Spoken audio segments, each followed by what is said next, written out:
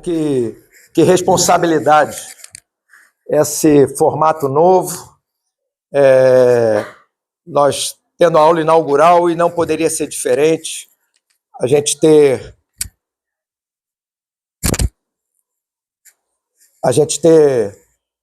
um brasileiro para falar um pouco da sua história de vida, para falar um pouco para jovens e mais experientes da sua história de sucesso frente à Flexboat, frente à área náutica.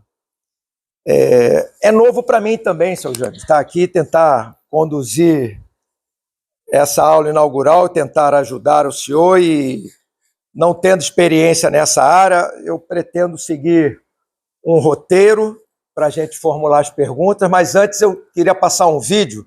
Temos um vídeo para o pessoal entender ou conhecer um pouco do que a gente vai estar falando hoje aqui.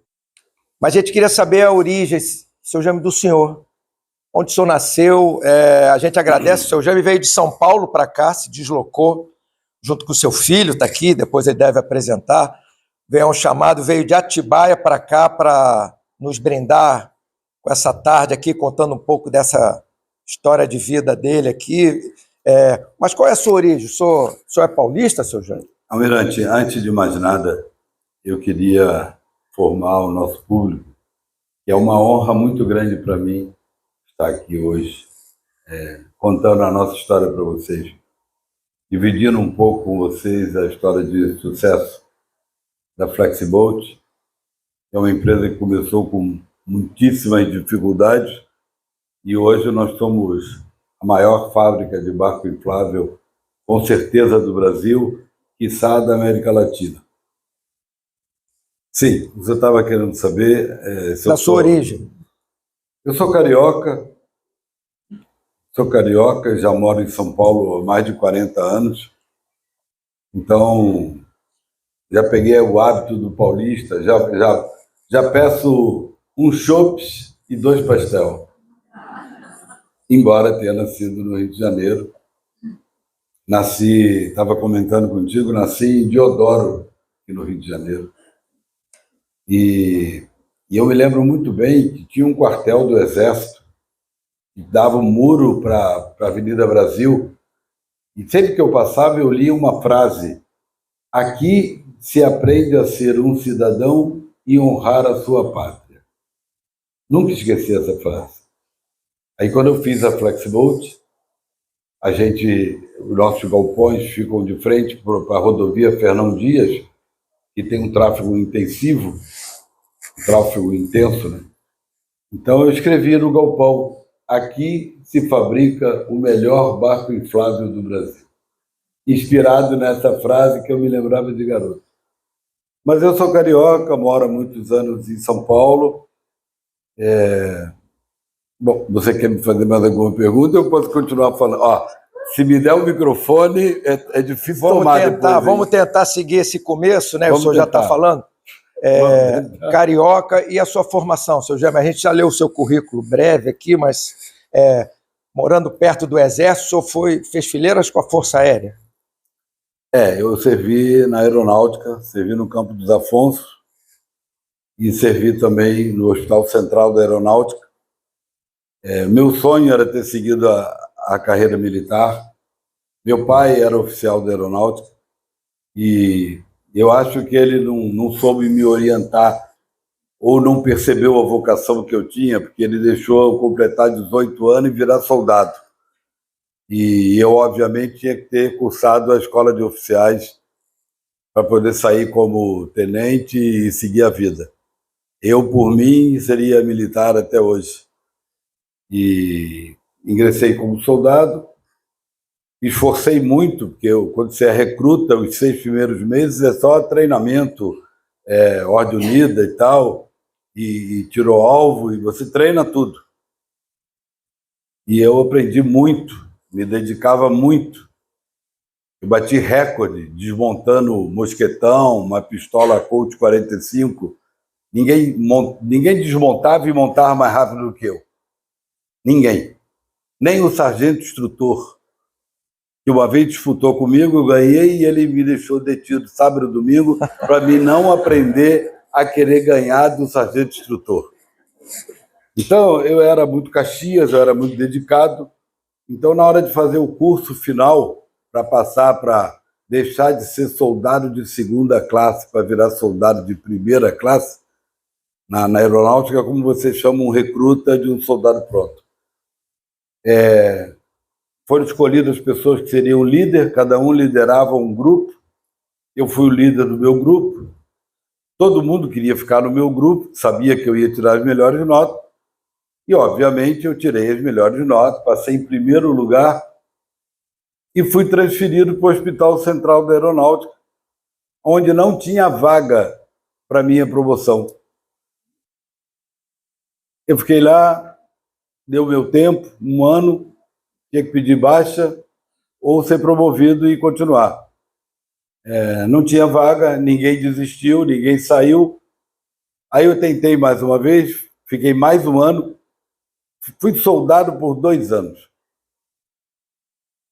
E nunca chegava. E quando completou o 2º ano, eu cansei de trabalhar muito, de ganhar pouco, de ficar tirando serviço. Você imagina tirar serviço de guarda num hospital, na capela mortuária. Quando tinha velório, era uma alegria. E sabe por que é uma alegria? Porque o defunto ia para lá, os parentes vinham todos, iluminavam tudo, aquilo virava uma festa. O sentinela ficava ali, cumprimentando um, outro, andando ali no meio do povo. E quando não tinha velório, e aquilo ficava um deserto, pouca luz, tinha ninguém para falar, e alguns colegas tinham medo de tirar serviço lá, porque tinha um freezer onde ficavam os corpos, e esse freezer tinha uma polia que estava meio frouxa, então no meio da noite, assim dizer, tirando serviço de meia-noite às 2, 1h da manhã, vinha aquele barulhinho. Leva aqui. Tinha colega que pagava para mim tirar serviço no lugar para trocar. Eu vou lá para a portaria e você vai para a capela mortuária. Mas isso era a minha vida.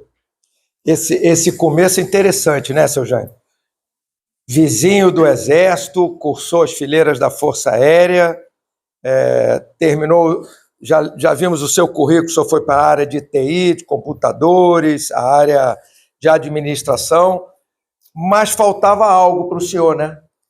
Para permear todas as Forças Armadas, faltava a Marinha, né? Esse desejo de se fazer ao mar.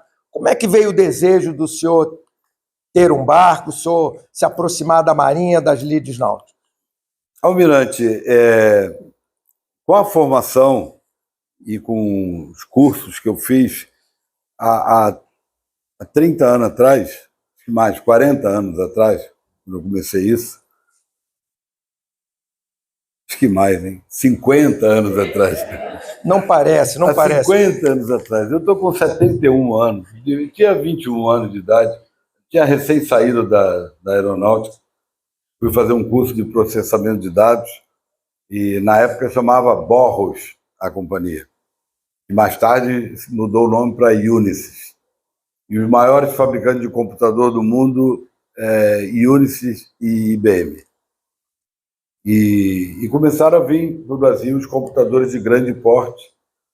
Eu fui um dos primeiros, eu participei do curso, primeiro curso de programação de um computador de grande porte no Brasil. Tinham 3 alunos, eu era um dos 3. E, sem falsa modéstia, fui o primeiro colocado na prova final e tal. Então, toda empresa brasileira que comprava um computador de grande porte precisava de alguém para fazer funcionar. E meu nome era o primeiro que vinha na lista, e eu era disputado, e eu comecei a trabalhar, prestar serviço. Naquela época você era autônomo, né? Porque eu não me interessava trabalhar só numa empresa, que eu ia ficar muito tempo ali. Então fazia programa para uma, para outra, para outra, para outra. Comecei a ganhar muito dinheiro, garoto novo, comecei a ganhar muito dinheiro.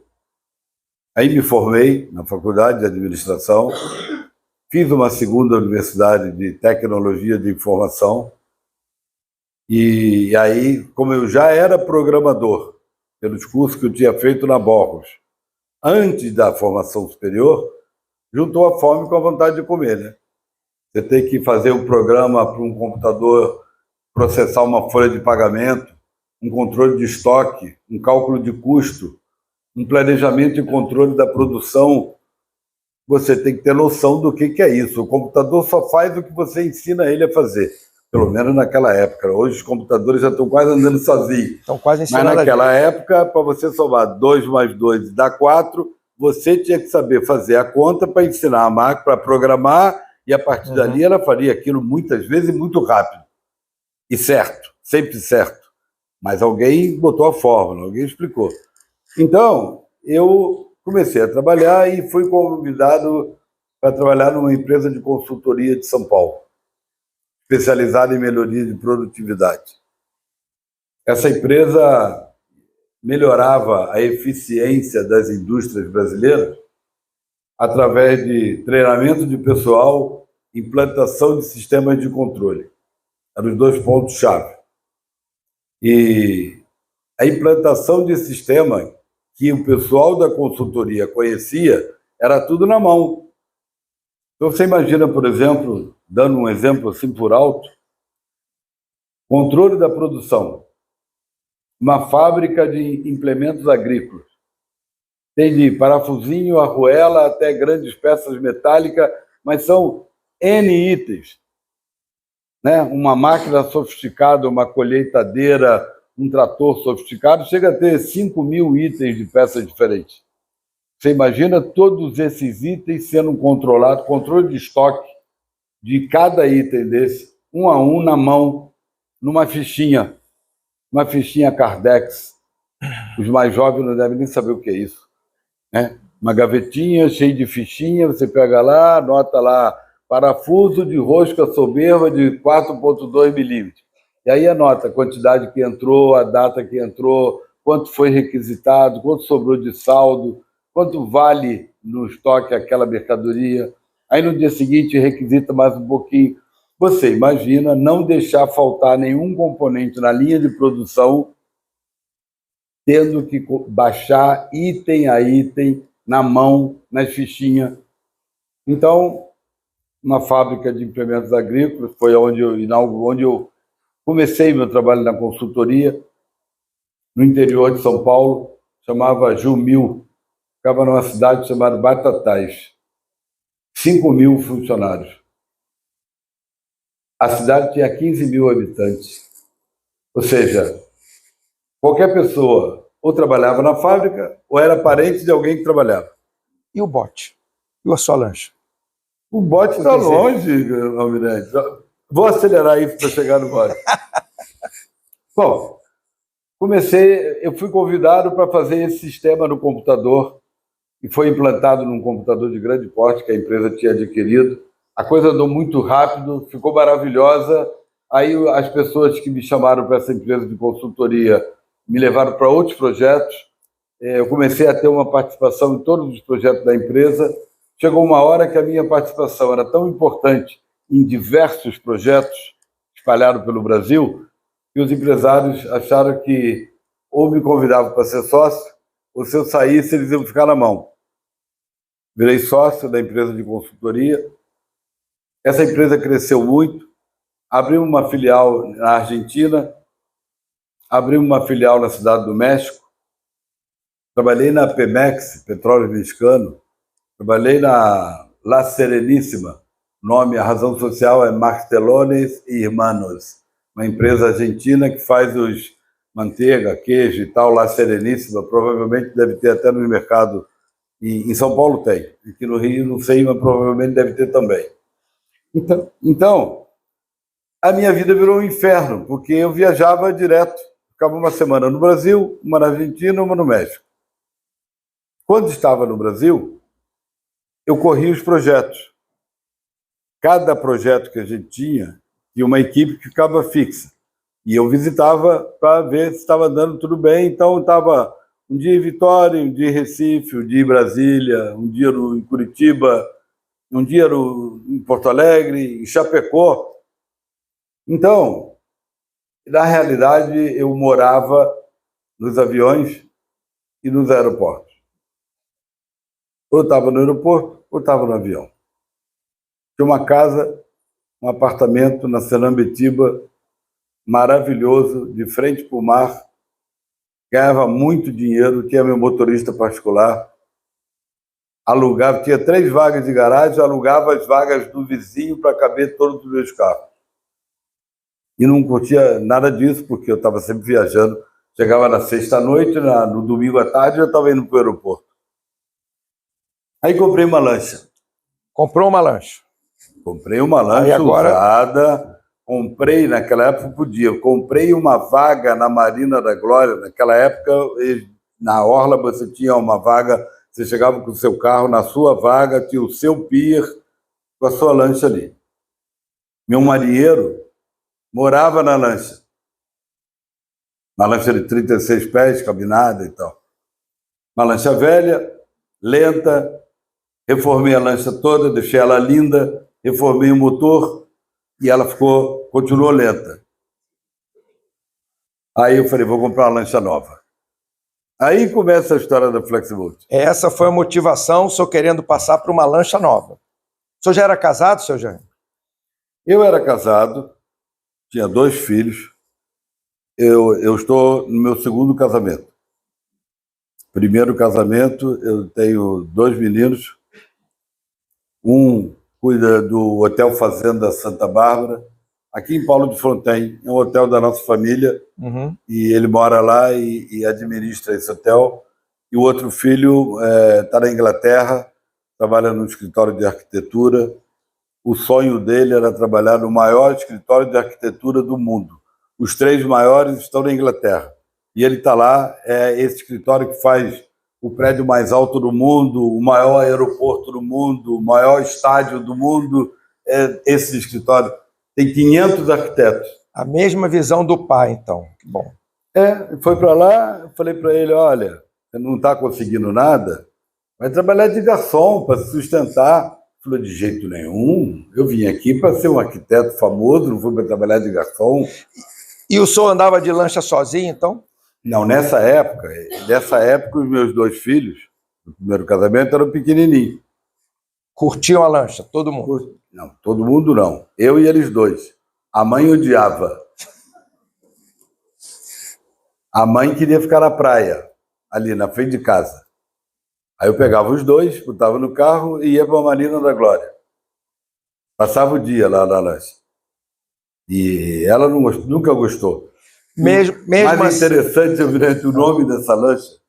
Essa lancha chamava-se Sexy Girl. Não sei se tinha alguma coisa a ver com o nome, mas ela odiava a lancha. Só saía eu e as crianças. Apesar, então, dos garotos acompanhavam o senhor, a sua esposa nem tanto, mas era um momento de lazer, quando o senhor tinha tempo, né, no fim de semana, se fazer ao mar, então, nessa lancha, mais uma lancha velha. Aí o senhor se motivou a ter uma lancha nova. Verdade. Se enveredou para uma lancha nova. Eu vendi a lancha velha e comprei uma lancha nova que me levaram para dar uma volta. Eu fiquei maravilhado. Uma lancha Caribbean, a marca era Caribbean. Não existe mais no Brasil, isso foi lá atrás. Uma lancha que tinha 41 pés, cabinada, tinha quarto, sala, cozinha, banheiro, tudo o que tem direito. E me levaram para dar uma volta numa que tinha 2 motores diesel de 350 cavalos. A minha lancha anterior tinha 2 motores de 140. Esse tinha 2 motores de 350 cada um. Então, dei uma volta e fiquei apaixonado. E aí, comprei para pagar em 10 parcelas e fui pagando. Eles estavam construindo a lancha. Pelo menos eles disseram para mim que estariam construindo a lancha. Venderam para 10 pessoas diferentes. Era um pacote de 10 lanchas. Cada um pagava 1/10 por mês. Então, 1/10 meu, 1/10 do outro dava uma lancha por mês, à vista. Em 10 meses, todo mundo teria que estar recebendo as 10 lanchas. E eu viajando, indo para a Argentina, indo para o México, para cá, para lá e tal. Aí, quando eu fui pagar a 8ª parcela, falei, tá na hora de dar uma olhadinha na obra, né? Ver como é que tá o meu barco, né? Aí foi uma decepção total. Aí foi um caos. A lancha não era como o senhor queria. Não, não era lancha. O que eu encontrei lá não era a minha lancha. Tinha uma cuia assim, ó, em cima de uma carretinha. Os caras laminaram o casco, só o casco, e puseram lá na carretinha. E cada um dos 10 donos que ia visitar a empresa, ele falou, ó, esse aqui é o seu casco, ó, já está laminado. Mostrava mesmo o Daqui mesmo um pouquinho vai estar pronto. E eu não ia lá nunca, né? Aí eu comecei a arrumar tempo, né? Comecei a visitar mais, comecei a apertar, suspendi os pagamentos. E a lancha começou a sair. E quando estava na reta final, o dono da empresa me chamou. Eu achei que era já para me entregar a lancha. Ele falou, ó, eu tenho uma notícia para te dar. Eu cansei dessa vida. É muito complicado fazer lancha. Eu estou vendendo a empresa. Olha. Com ativo e passivo. Espera aí, mas você não vai entregar minha lancha antes de vender? Ele falou, não, já vendi. Está aqui o seu Joaquim, é o novo dono. Cobra dele. Ele é que vai te entregar a lancha. Eu falei, não é possível um negócio desse.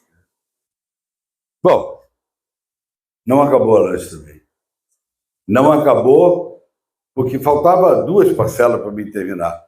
Esse novo dono vendeu outras lanchas para outros donos que começaram a pagar, e aí a prioridade é fazer quem falta muito dinheiro para pagar. Quem falta só um pouquinho pode esperar mais. Não acabava a minha lancha. Eu acho que eu vou ter que resumir muito essa história, Almirante, porque ela, inclusive, é muito triste, entendeu? Muito triste. Anos se passaram depois do prazo de entrega combinado. E eu não recebia.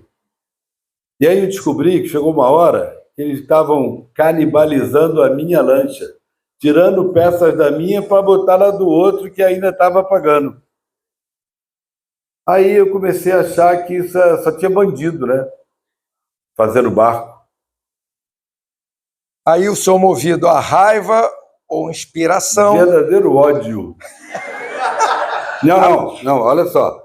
Eu tinha que tirar minha lancha de lá. O cara Sim. não me entregava, não acabava. O senhor pegou do jeito que estava. Não acabava, não entregava e ainda estava desmontando ela. Isso. Aí eu falei, a nossa empresa já era muito forte, tinha uma equipe de 130 consultores, tudo PhD, mais simplesinho tinha curso superior completo. Tinha um funcionário que falava 8 idiomas. Só trabalhava para as maiores empresas desse país, da Argentina e do México. Aí eu tinha um departamento jurídico dentro da minha empresa, um advogado experiente. Falei, o que eu faço? Vou brigar na justiça, eu vou ficar anos, eu já estou anos esperando. Vou mover uma ação contra esses caras, eu vou ficar mais uma década sem receber meu barco. Ele falou, Jair, eu tenho um jeito de tirar o teu barco de lá. E como é que nós vamos tirar? Nós vamos lá e tomamos a lancha. Prático, né? Simples. Mas né? tomamos como? Eu conheço uma pessoa, o nome dele é Coronel Coutinho. Ele atualmente é secretário do governador Jânio Quadros. Governador na época, o Jânio Quadros. Mas ele, lá atrás, era do DOPS. É ele que apertava, sabe, aquele pessoalzinho que tinha coisa para falar, mas não queria falar, então... Em resumo, é muito bonzinho, cara, muito bonzinho. Sim, e aí? E aí eu trago ele aqui, você diz para ele o que você quer, e ele resolve. E, meu Deus do céu, manda o Coronel Coutinho vir conversar comigo.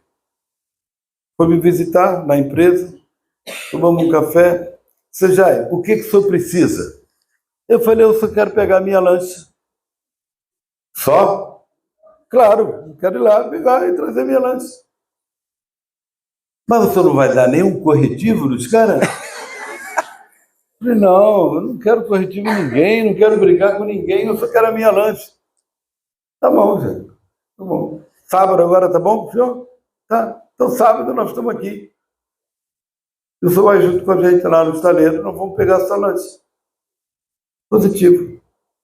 No sábado, estou lá no escritório, chegou assim uns 3 carros, cheio de homem dentro, aqueles homens assim, barba por fazer, sabe? O cara desce, tem uma pistola aqui atrás na cinta, tem uma faca aqui na botina, cara de bandido, pinta de bandido, uma carteirinha de polícia, carteirinha de mocinho. Se fosse um filme no cinema, carteirinha de mocinho. Mas eu olhava assim e falava, rapaz, onde é que eu estou me metendo? Vamos lá. Aí fomos até o estaleiro, chegou lá sábado, eles renderam o porteiro, entraram. Onde é que está a lancha? Está nesse galpão aqui. Pegaram uma marreta, destruíram o cadeado, abriram, falei, aquela lá, ó. A essa segunda lancha eu dei o nome Diamante.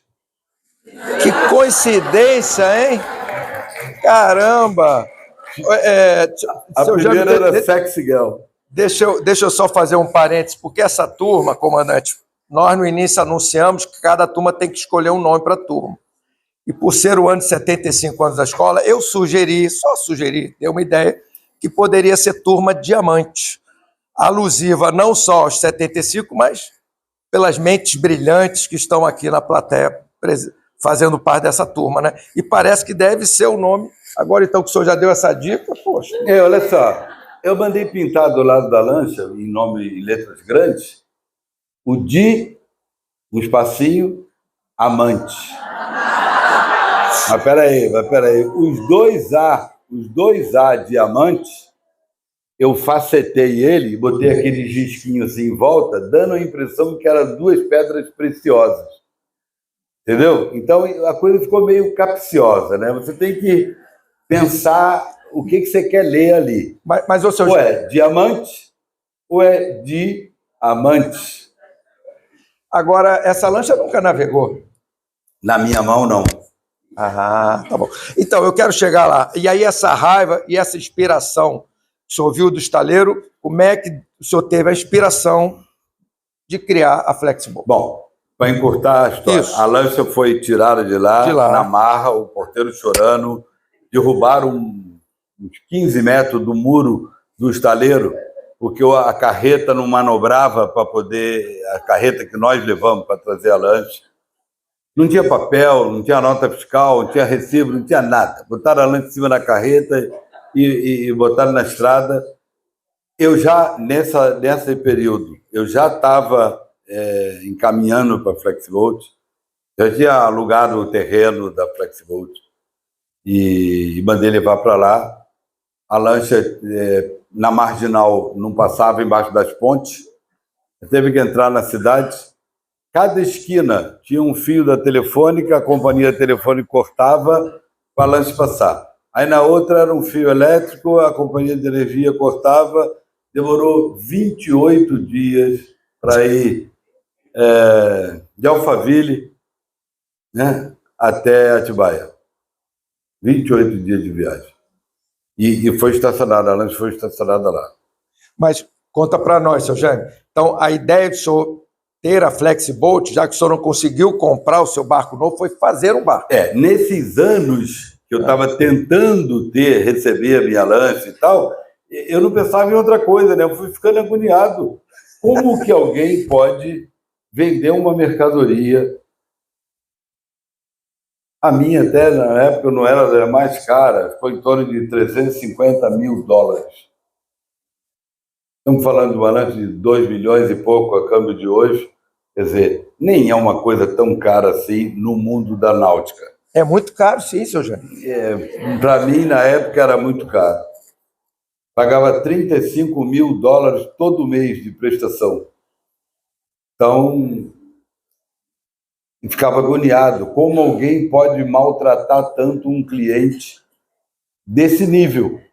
Você compra uma geladeira, chega em casa, tem um arranhadinho, tem uma lâmpada que não acende. Você já vai para o Procon, já vai para o Reclame Aqui, já quer garantia, já fica toda brava. Pô, imagina um produto de mais de R$1 milhão, né? E ser tratado dessa forma. Então, fiquei pensando o seguinte: se eu entrar nesse ramo e tratar os clientes como eles merecem ser tratados, eu vou me dar muito bem. Aí comecei a pesquisar tecnologia para fabricar lanche. Queria montar um estaleiro.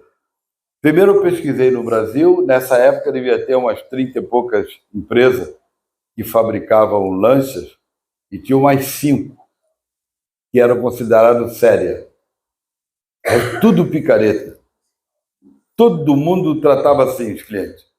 Pega o dinheiro, diz que vai entregar, não entrega, diz que vai botar uma válvula no fundo do barco, a tomada de água de bronze, e põe uma de PVC. Não cumpre o que promete, não cumpre o prazo de entrega, era tudo assim. Aí eu falei, ó, se esse mercado tem um montão de picareta, se entrar um cara e fizer a coisa como manda o figurino, tem que dar certo. Fui para a Itália, pesquisei a tecnologia. A Itália é basicamente o berço da náutica no mundo, né? Os melhores barcos, a distribuição de peso, aproveitamento de espaço, fantástico. Fui para lá, visitei vários estaleiros, vários fabricantes de lanche e cheguei à conclusão que o dinheiro que eu tinha não seria suficiente para fazer uma empresa dessa.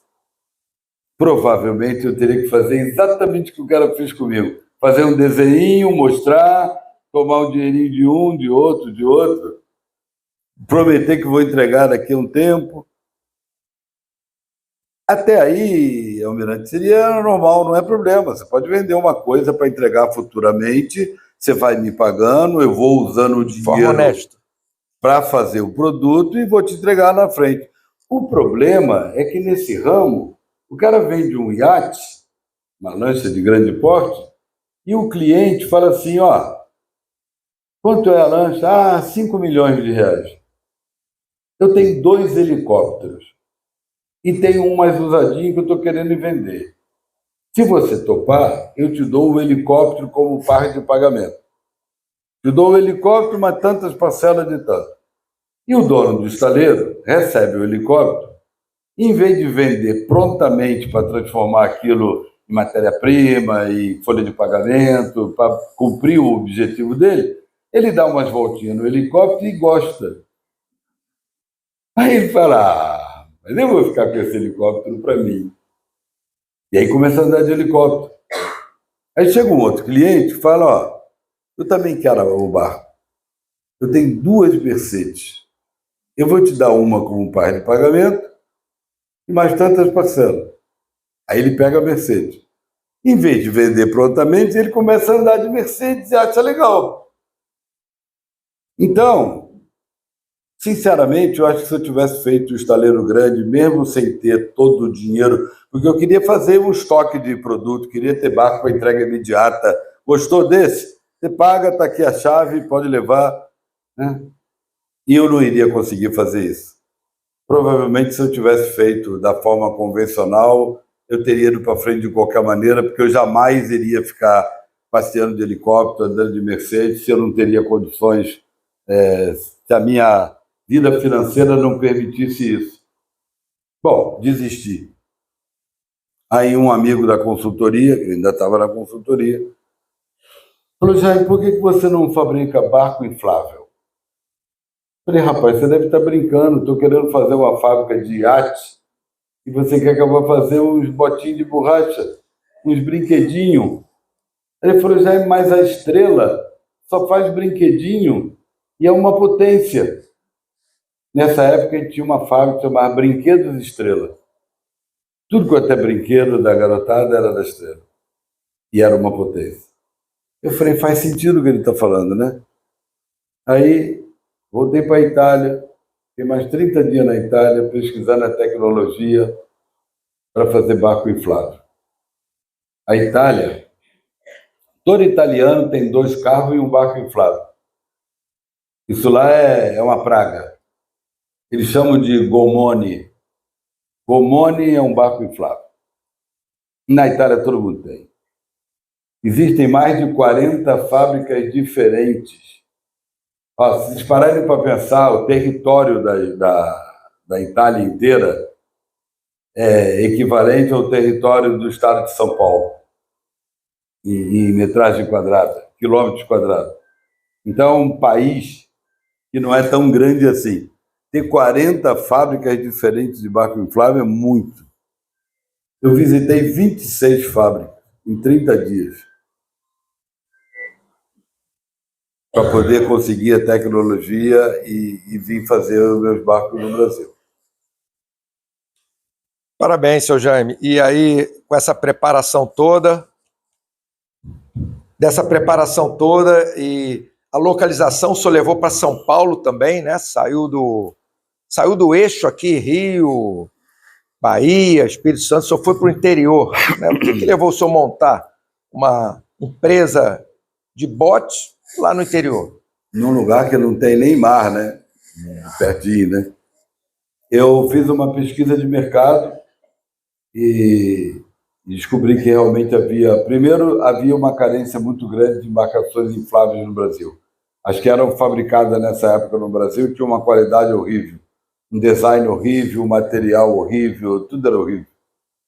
E eu fiz uma pesquisa de mercado para descobrir o local, e essa pesquisa até me surpreendeu. Disse que o maior mercado náutico do Brasil, quem mais compra artigos náuticos no Brasil, é São Paulo, capital. Tudo, de caiaque, colete, iate, remo, artigo náutico, de um modo geral, quem mais compra, em primeiro lugar, é São Paulo, capital. Em segundo lugar, pelo menos nessa época, era São Paulo interior.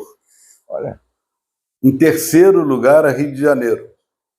E em quarto lugar, era Minas Gerais, que não tem nem litoral. Minas Gerais, com o complexo de Furnas, tem 10 vezes o tamanho da Baía de Guarabara. É uma represa 10 vezes maior que o tamanho da Baía de Guarabara. E tem mineiro com lancha de 60 pés, um verdadeiro iate, navegando em Furnas. Para lá no meio, abre uma cervejinha e fica pescando no iate. E aí consome tudo. Tudo, bomba de porão, gerador, colete, vara de pesca, tudo, artigo náutico.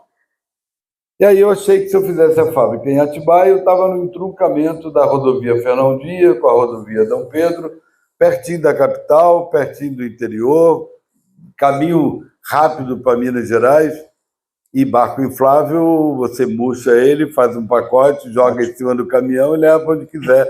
Não precisa necessariamente estar na beira d'água, né? Não é um estaleiro de grande porte. Óbvio que eu não sabia nessa época que eu ia chegar a fazer barco inflável de 38 pés, pesando 7 toneladas. Se eu tivesse pensado nisso lá atrás, eu tinha feito mais perto do mar. Nós temos essa fase. Eu acho que a gente tem um filme, né, Fernando? Aí foi um filme que foi feito quando tinham 31 anos, hoje a Flexboat já está com 34 anos. Vamos passar esse vídeo que conta um pouco dessa história, como é que a Flexboat foi crescendo, então, por favor. Diminui essa luz aqui também, por favor.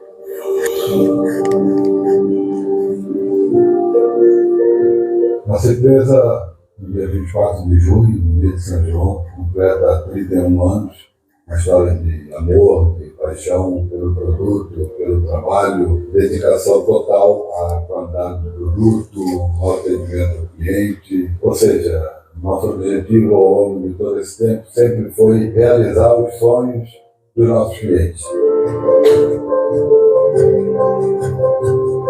Eu sou o Jaime Alves, sou o presidente da Flexboat ao longo desses 31 anos. Essa é minha esposa, Eliana, minha sócia desde o início, minha companheira de batalha desde o primeiro dia dessa empresa. E esse é meu filho, Felipe, que trabalha conosco já há bastante tempo. Eu espero, sinceramente, que seja a pessoa que vai dar continuidade em todo esse trabalho que foi começado por mim e pela Eliana.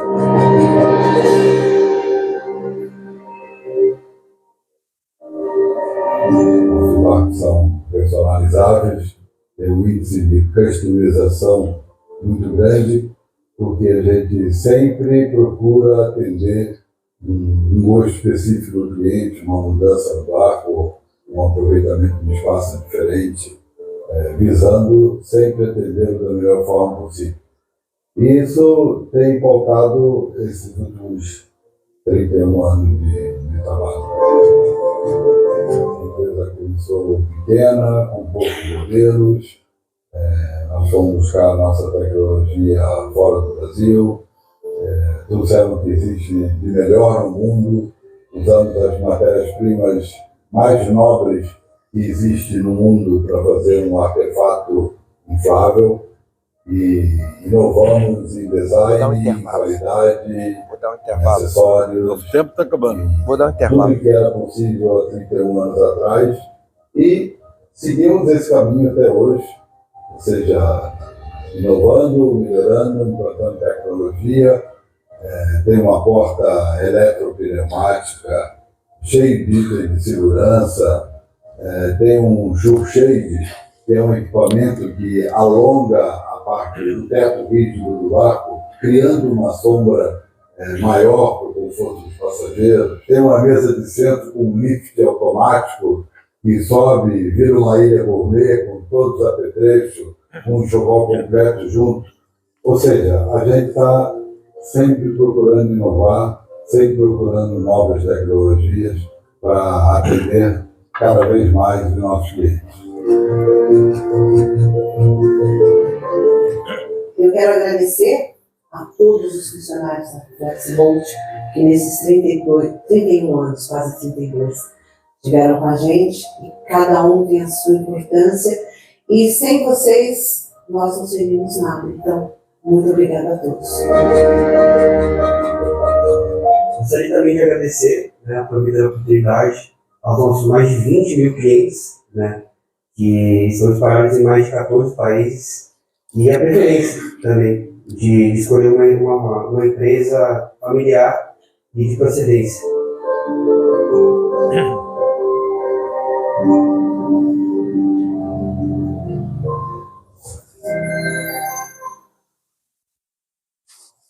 Seu Jame, a gente viu que o senhor está fazendo um bote inflável, mas é quase um iate, né? Um bote inflável com todas essas qualidades e tecnologias. A gente viu aí no vídeo exportando para 14 países, mas hoje a FlexBolt já exporta para 18 países.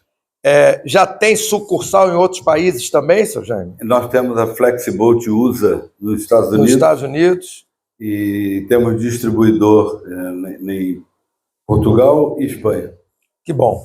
Mas a vida, a gente sabe que, ainda mais um empresário, né? E o senhor citou o exemplo de formas erradas de se criar empresas ou não, mas a gente viu aqui a sua luta por fazer uma empresa grande. A vida não é só de alegrias e de sucesso, a gente passou por algumas dificuldades, mas eu ia propor a gente fazer um intervalo agora, ficar com essa boa imagem da FlexBolt de desenvolvimento. Depois do intervalo, a gente vai ver algumas dificuldades, ver experiências de luta e resiliência do seu Jame e da família na FlexBolt. Pode ser, comandante Albuquerque? 15 minutos, né?